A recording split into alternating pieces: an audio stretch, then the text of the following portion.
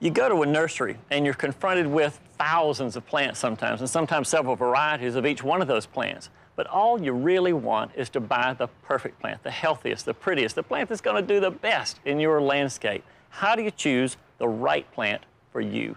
Stuart Cofer is past president of the Georgia Green Industry Association Retail Division and owns a nursery in Athens, Georgia. And Stuart, I thought what we would do today is get some of your tips on what you would tell a customer if they came to your nursery. What would you tell them to look for and look at when they're buying plants? All right. Well, let's see. You want to start with this tomato plants over here? Tomato plant looks real overgrown. Not one that I necessarily would choose first, but you say it's a good one. Tall and leggy and kind of got some ugly-looking leaves on there. But you know what, Walter? I would always tell people you want to pinch off these lower leaves, the bad leaves anyway. You want to plant it about halfway up, and it's got an instant root system. Because it'll make roots around the stem here. These little hairs on there will turn into roots on there, and then the Walter Reeves method, right? Lay it down. Is laying this thing down, and then covering it again halfway up with soil. And crook up the end of the branch right there. This was already sort of crooked up right here. Yeah, you just lay it in the ground. It's tall, so either lay it in the ground or plant it deep in there. And so that's one of the few vegetables that you can do that. Now, don't plant your pepper plants halfway up. Squash plants, no, let's don't do that either. Tomatoes are a good idea. Not necessarily a bad thing. So you don't need a straight tomato. You don't need a short, stocky tomato. So you don't necessarily have to have a plant that's pretty on first look to be a good plant later on, like these geraniums right here. Look at these leaves on the geraniums. Now, it doesn't look so pretty right now. Now, these geraniums have pulled a lot of the nutrients out of the soil in here already. So the growers can only put so much nutrients in there, then it's up to us or the consumer to go ahead and start fertilizing them. This one's pulled out a lot of the fertilizer, so therefore it started to change colors on the leaves. But by the time you pinch off these leaves, voila. It's beautiful. Now, it's a little bit smaller, but nice dark green foliage. It's budded up. It's got lots of good growth coming out of the bottom of it. So you could just take that, pretty it up a little bit, as long as you know the plant will respond to having its leaves removed right here. And by the way, geraniums are the leaves are going to yellow up in your landscape anyway, so you're going to probably do some of this all throughout the season. Marigolds sometimes get a little yellow as well. Pull a lot of nutrients out. So just pick those leaves off all throughout the season. Going to be a good-looking little plant. And as long as you fertilize it and replace the nutrients, then bang, bang, bang, it's bigger and bigger and bigger. Comes perfect. Same thing with coleus. I know coleus is one that can be pinched back just about every other week. They grow so quick in the pot. Some of these plants, you know, they grow extremely quick, so it's hard to keep them the size you want them to be. Right. So in a nursery, a leggy coleus, no big deal. We'd go back, pinch it No big deal. You can pitch it back to the next set of branches there, and it'll bush right back out and come out. Good root system on it too, right here. Which is one of the things I think it's important to look at when you go looking for plants, is to look at the root system. That's half of what you're buying is that root system, but it's hidden by the pot. Look at the mondo grass down here. Let's look at this mondo grass. We've got two examples of mondo. This is dwarf mondo and this is regular mondo, and you can see it's growing side to side. It's pretty full in that pot. Yeah. That's a good thing, right? That's a healthy plant. If you're Walter Reeves, I know how he's bargain shopper. I'm thinking there's not one plant. There's a dozen plants in this pot. Nice striping of the root system in there. So again, and not too pot bound on the bottom. Sure. But it's really full around there. So this plant you can actually dig up and divide. Just go ahead. You said a dozen. You might be able to get 2 dozen plants out of this one. So I have 24 times the original amount of money, the $2.97 or something for the gallon. The top is not too pretty. It's a little bit of brown on the top there. That's probably just some old growth on there. And pretty much like your hair there, Walter. We can just take a pair of scissors and just cut it all the way around there, right there. Sure. Yeah. Now, this is the bigger mondo grass right here. Taller growing mondo. As we pull this one out, this is a good example of roots that are what we call girdling, and in this plant, a ground cover, it's not a bad thing, but on a tree, it would be a bad thing when you see the roots winding around the very top. But one of the things I want to point out is what these roots look like when they're healthy. Look at those white roots right there. Don't they look good? That is a healthy root system. Some of the older roots are a little bit darker, but the young ones are perfectly healthy. Exactly. You look at the older roots, they're a darker color. The new, fresh roots, new roots are a white color there. So a lot of new growth on this plant right here. And again, this one has grown very thick, so you could dig up and divide this one in the ground cover. It's no problem there. Sure. All right, now I've got a couple of annuals here I want to ask you about, Stuart. First are these pentas right here. You look at the pentas. If you find a customer wandering through the store and they go to the display of these annuals and they look at them, which one do you think they're going to buy first? Well, color sells, right, Walter? There's that so one they're going to buy this guy right here, but if we inspect him a little bit more, he's got one big bloom, one little bloom still to develop, whereas this guy right here, he's got one bloom down there that's opening up. So you know the colors. 2, 3, 4, 5, 6, 7, 8 more to come. probably going to open up this week. And that would be a better buy for long-lasting color. Exactly. I mean, this guy's going to bloom some more, but if you want instant gratification, this one's going to do more as soon as you get it home than this one will. So you look for the buds on the plant, see what you're going to be getting in the next couple of days. Same with the chrysanthemum right here. Here's one that has a lot of buds on it, just a couple that have opened up.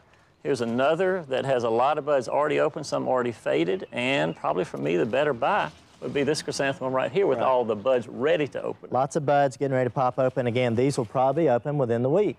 So you're going to have more gratification with this plant than you would the one that's fully open. Now, we have talked earlier a little bit about problems that you might have, and I see on your perennial right here, it has more problems than I think we should take home right there. That's Herbert there. He's our resident worm caterpillar right there, and he's having lunch right now. I don't think that's a plant I'm gonna pick up. There was a lobelia, I believe, at one time, but now as you can see, it's a little bit eaten up.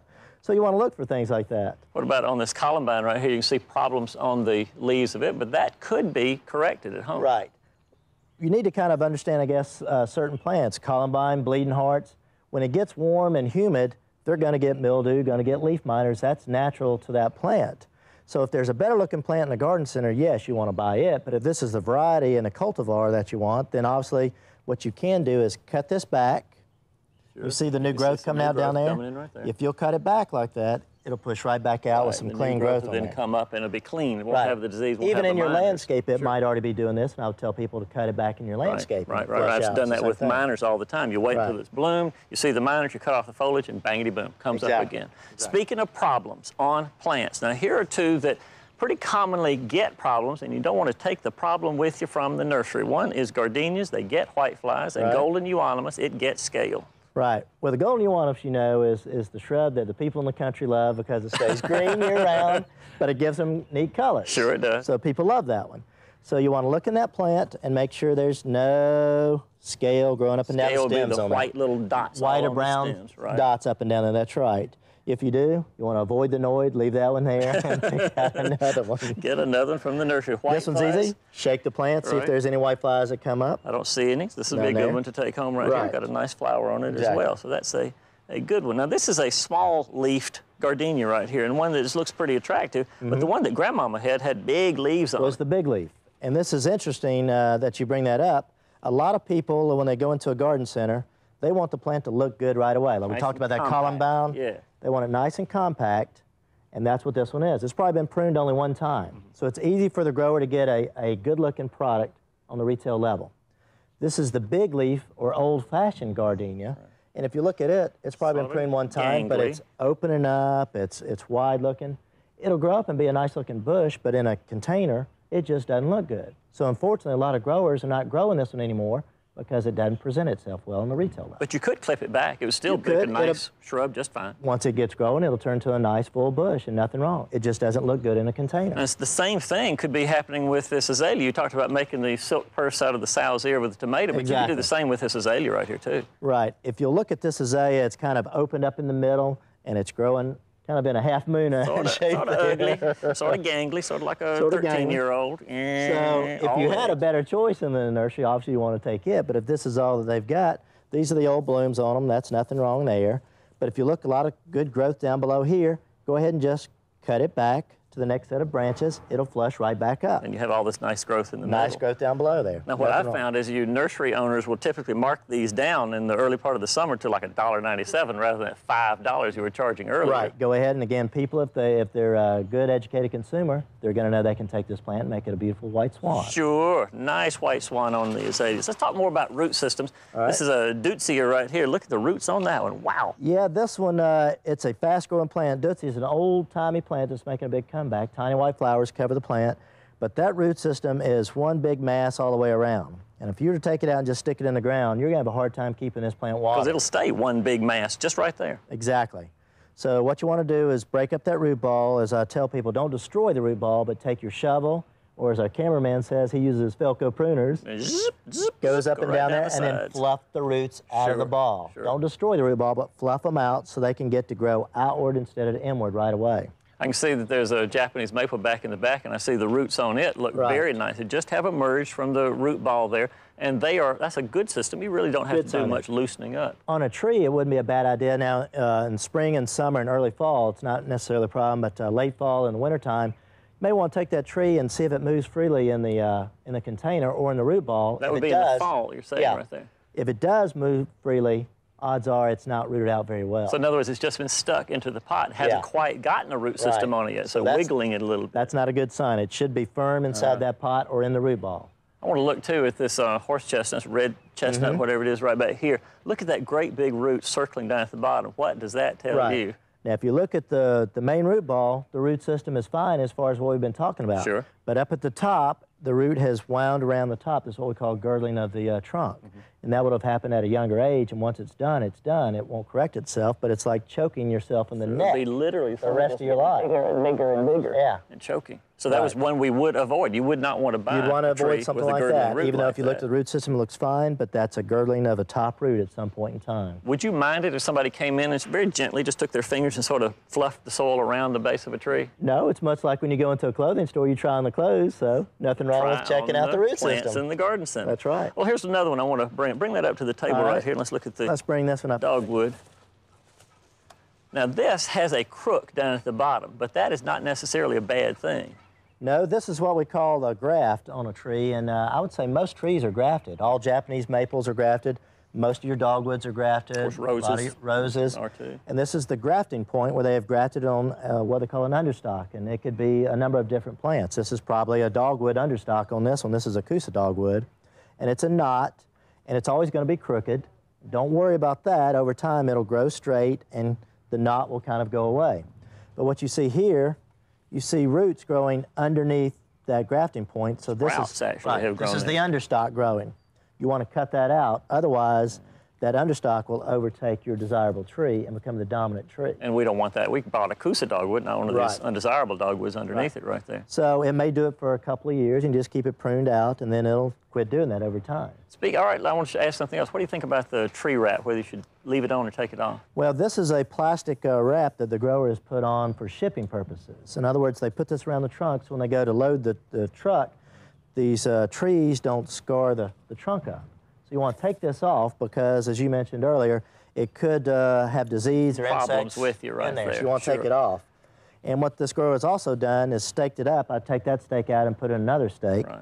And this is a little plastic wrap that they put on the trees now, which is kind of interesting. Soft stuff, right? Right. When this trunk gets big, it'll pop that. Instead of cutting, remember we used to use old wire ties or they'd rope. They'd girdle the Right, trunk. or even rope. Sure. And if you don't watch it, it'll cut into that trunk, and once it's done, it's done. So you that's want kind of a neat. You said you want to restake that one, maybe have a little bit looser tie Right, on it, but it would exactly. pop anyway naturally. And when this grows bigger, it'll just pop that the tape off. Golly, what a bunch of good information, Stuart. We learned about how to make silk purses out of sow's ears, how to examine root systems, and how to look for problems that sometimes are big problems and sometimes aren't big problems in your landscape plants. Stuart, a lot of good information and a great bunch of tips for people to use when they go to a nursery and buy their plants. Thanks so much for being with us. Sure, thanks for coming. Look at this gardenia right here, because I haven't yet gotten a sniff on that pretty white flower. Yeah. Smell that. Ooh, Grandma. Smells good. Sure does. Grandma's back steps right there.